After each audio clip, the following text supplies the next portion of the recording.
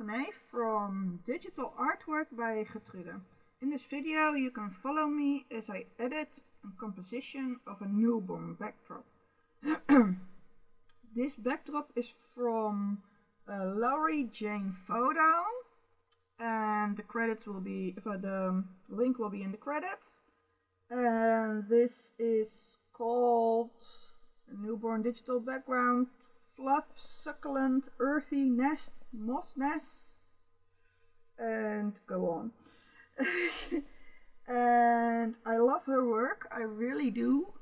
And she made very nice digital backdrops, and we are gonna put in a face, of course, and that's from a newborn session I did about a year ago.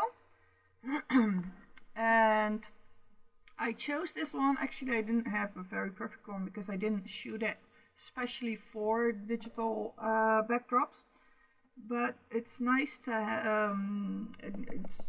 I hope to teach you guys how you can might have to manipulate the image to fit it. And this we are just gonna try.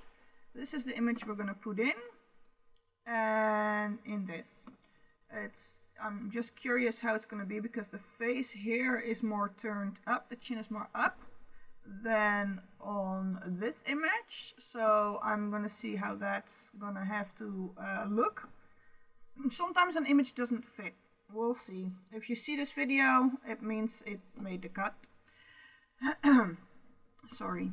And we are starting, as always, with looking at where the light comes from. This is so important. As a photographer, you should already know how to look at the light. And first we start with the backdrop, and you can see it pretty easily. Well, actually it's not that easy because over here it's a different light, but we look at the baby because that's the closest where the face is going to be. And the light comes from the right. It has shade on this side. So we need to, on this image, the light comes from the other side. So we can do two things. So we can mirror this image, or we can mirror this image. If possible, I like to mirror the backdrop, because a baby's face is sometimes not even on both sides, and that way it might just change into another baby. So we are going to image rotation, flip horizontal, and wow, there we go. And then we are going to add the select the face, make sure that you got a wide enough angle, and then you can just layer via copy, and you can drag it, but my laptop doesn't like to drag, so we do it the old-fashioned way, and it's on top. Sometimes there are 20 million different ways to do this. I'll show you another way than is done in the in other tutorials. You select Ctrl+T. I'm on a PC, so I think it's Apple T on the PC. If on the Mac, I'm just not sure exactly. It's been a while since I've used a Mac. I'm just using on a simple normal PC. Nothing fancy. It's doing what I want it to do. I resized it, but I do want to have the opacity down a bit, so you can actually see the image, and that way you can just size it perfectly as it is and will be. This just takes a little bit of time. and this is not the way I do it normally, and I kind of think I'm gonna have to come back to that because I think I can make it even better this way. It's just perfect. Oh, by showing you guys I learned something. Then you drag the layer underneath and look at that.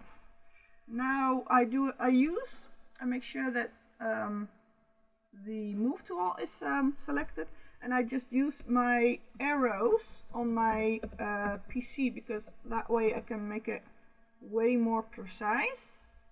Match the chin as much as possible. If you see that the chin is not it's more of a pointy chin, then you can edit that. There are other videos that I show that is showing and learning that. This one is just the perfect chin.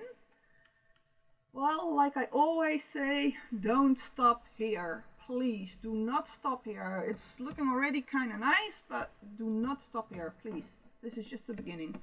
We are gonna match up the face with the backdrop.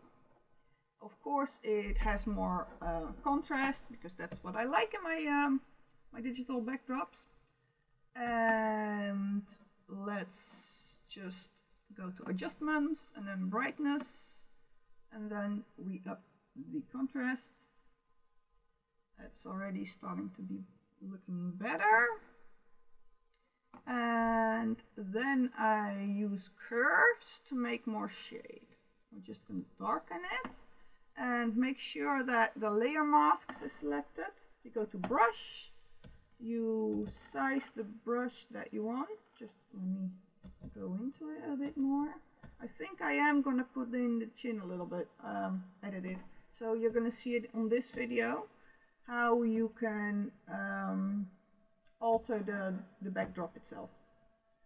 But for now we are just going to do the shading. You could invert, that's even better. I keep learning things, guys, but it's just I'm so used to it that sometimes I'm just set in one way. Actually, the opacity, it's good for this one, but I do like it. Shade always comes in grades, so you don't put in a shade, just hard one. It's always a darker shade and a lighter shade. I put in the lighter shade and then I make sure I put in the darker shade. Now I'm going to look at this because I think the baby has more cheeks actually. So I'm just going to go to the backdrop. I'm going to put a layer mask in. I love my layer masks. Please learn them. I got many tutorials on it, and pretty much most of my tutorials are also about layers and layer masks, so you can actually learn while you watch this. And we put in the select, wait, I'm going to do it over here, and the hardness about, well actually it's a pretty hard one, so I think about 9. I look at how the edge already is, and it's pretty hard, so I'm just going to leave it that way and make sure that the opposite is big. I want to resize it, and then I just he has more cheeks. Let me just I overdo it because actually he has more cheek because I want to see how his chin is. Well, we don't need that under chin. So, and see how the line goes, and just draw in your head another line, and that's the original chin that he's probably having normally when he's not having it in the chin. This type of areas are so important with newborn photography, because newborn editing, digital backdrops, because that right now with this age that represents how they, yeah, the character, how they look. It's not, babies are usually just pretty much all the same. Well, not all the same, but pretty much alike. And things like what kind of chin they have is the type that makes it look like how the baby is. A chin doesn't change much over time. I can also see that with my own baby, because those things are the ones that are very correct. Another word I don't know how to use, but I think you get the point. You watch me while I do this, and I just put in some edit. I'm just gonna now move out and in again. I think that is better. I do not like the little red part, but we're gonna fix it later. And let me just see how it was and is. This is how it was. We just put in the chins more, and this is how it is. This is very important to do because every baby has a different cheeks or different chin. It's really important. It really makes the baby the baby. Sometimes you don't have that luxury too much because you lose the realness to it, because we do all want to have it as real as possible, of course, and that's really important, but it is really important to do it. So that's how you do it. And I said something about the redness. I have actions from little pieces, workflow actions, and the link is, I think, in the credits as well, or I should put it in. And we are light and red skin. Press play. And this is something that you have to do with, or at least I feel like you have to do with pretty much every newborn image, because they're always reddish, blotchy. Let me see, 50% I think, and the size and the hardness, I'm just matching it. Yeah, no, smaller. And now it's on black, and you make sure that the layer is selected, the mask I mean, and it's set on white, and then we are going to just paint over it.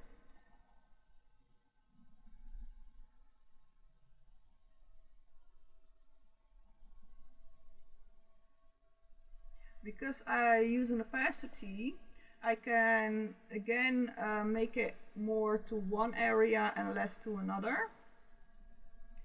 But usually, because this one is it does have some areas that it's reddened, and I usually, and it's overall pretty reddish, so I usually use 2 times. I don't always do it because it's not always making it better, because you don't want it too flat in color.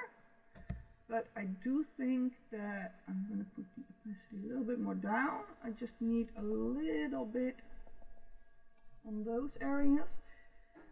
This is a birthmark, which I'm doubting to keep in or leave out. So I'm just going to leave it. Yeah, I can leave it in a bit. So over here, and usually in the shadows and this little area.